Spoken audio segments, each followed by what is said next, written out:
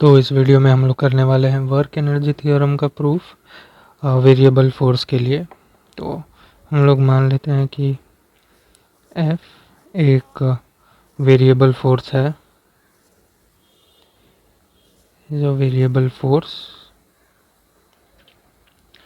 और T को time मान लेते हैं।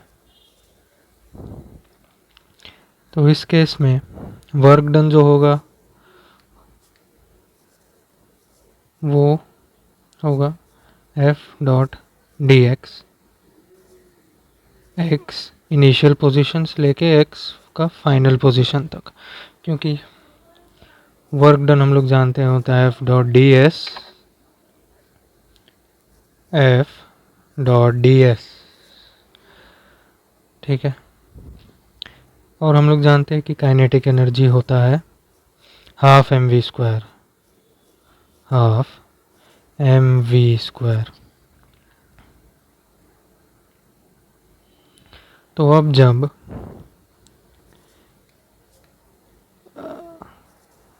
when position is at x initial, तो इसका काइनेटिक एनर्जी हम लोग मान लेते हैं के ई आई काइनेटिक एनर्जी इनिशियल, और जब x फाइनल पोजीशन पे होगा तो उसका काइनेटिक एनर्जी हम लोग मान लेते हैं के ई एफ। तो अब काइनेटिक एनर्जी को हम लोग t के रेस्पेक्ट में यानी टाइम के रेस्पेक्ट में डिफरेंशिएट करेंगे अगर, तो differentiating kinetic energy WRT with respect to time, तो D K E by D T हो जाएगा M V D V by D T. Directly differentiate कर दिए, कोई बात नहीं।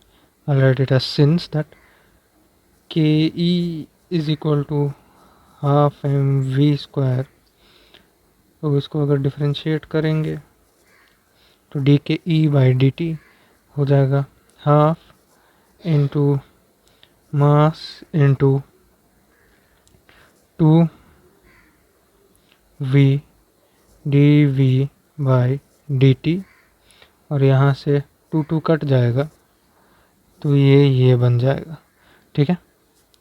तो अब हम लोग जानते हैं कि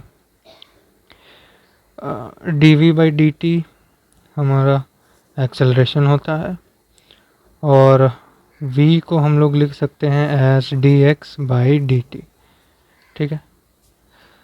तो ये दोनों को सब्स्टिट्यूट करके लिख देते हैं as D K E by D T is equal to M, ये a बन जाएगा, a D V by D T बन गया, और v को हम लोग लिख सकते हैं D X by D T, ठीक है। अब हम लोग ये जानते हैं कि मास इंटू एक्सेलरेशन फोर्स होता है, तो अब m को सब्स्टिट्यूट करके फोर्स लिख देंगे। यहाँ पे सिंस में भी लिख देते हैं, since velocity is equal to D X by D T and D V by D T is equal to acceleration, ठीक है। तो अब D K E by D T को हम लोग लिख सकते हैं एफ इंटू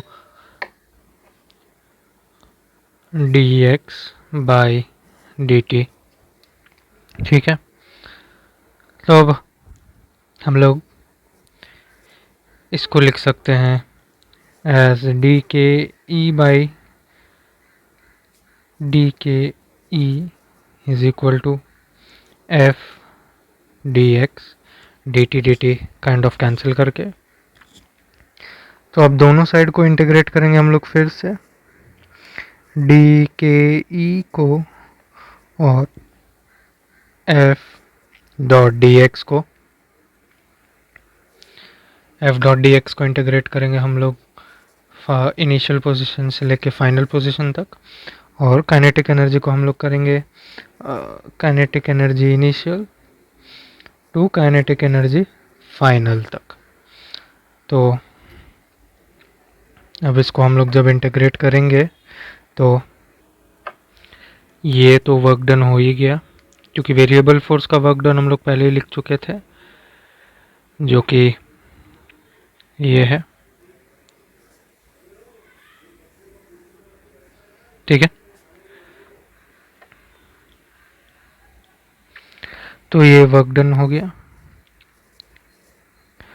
अब डी के ई को इंटीग्रेट करेंगे तो हम लोग को मिल जाएगा काइनेटिक एनर्जी इनिशियल से काइनेटिक एनर्जी फाइनल तक अगर इंटीग्रेट करेंगे तो वो हम लोग को मिल जाएगा चेंज इन काइनेटिक एनर्जी। तो यहाँ से हम लोग प्रूव कर सकते हैं कि change in kinetic energy is equal to work done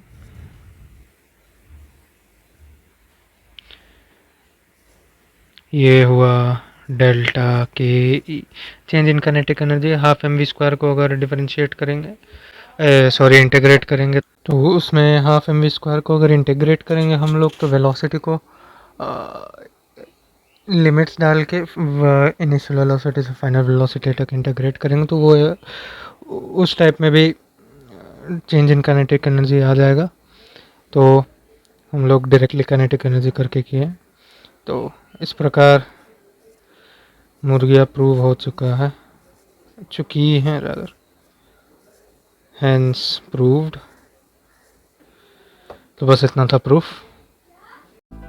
thanks for watching, see you soon.